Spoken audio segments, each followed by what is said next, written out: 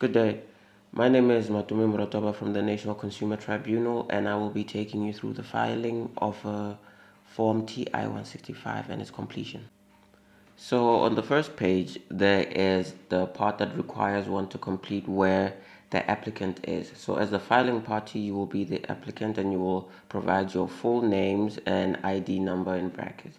And for the respondent or respondents, you're going to list all of them where they are required. Moving on to part A, which is titled Details of the Applicant. So here you as the filing party will provide your name, your physical and postal address, email, telephone and fax numbers, of course, whichever is applicable there, and your ID number. And then on part B, this is the details of the respondent, so their name, their physical and postal address, email, telephone and fax numbers, as well as their registration number.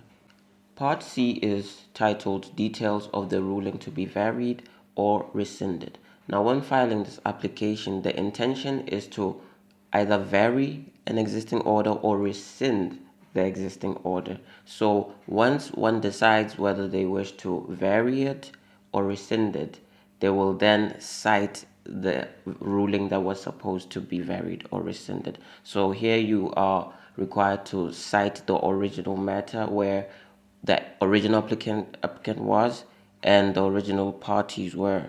Part C is details of the ruling to be varied or rescinded.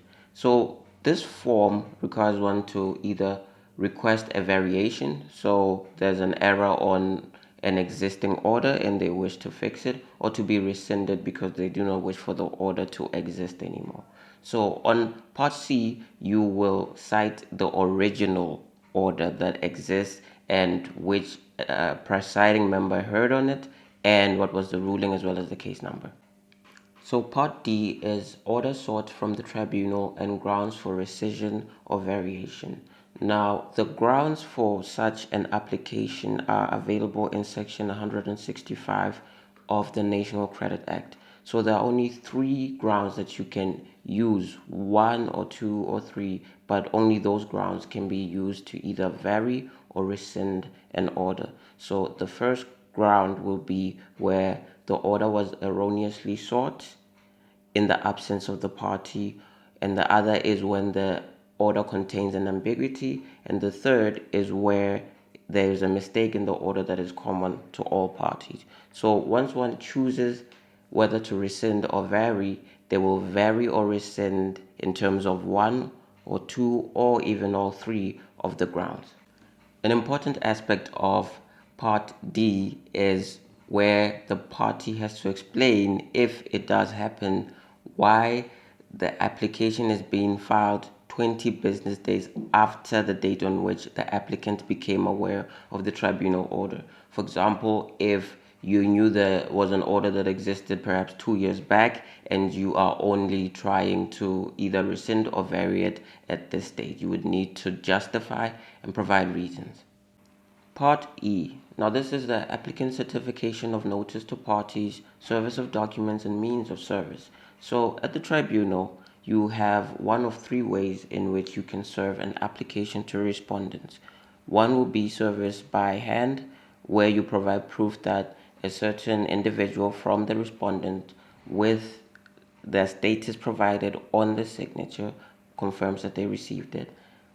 Two is service by registered mail, where a copy of the mail slip will suffice. Three is service by registered mail with consent from the party that you're serving the application on. So part E requires that you tick one of the relevant boxes depending on which method of service you decided on. Part F, applicant certification of other documents appended to the application.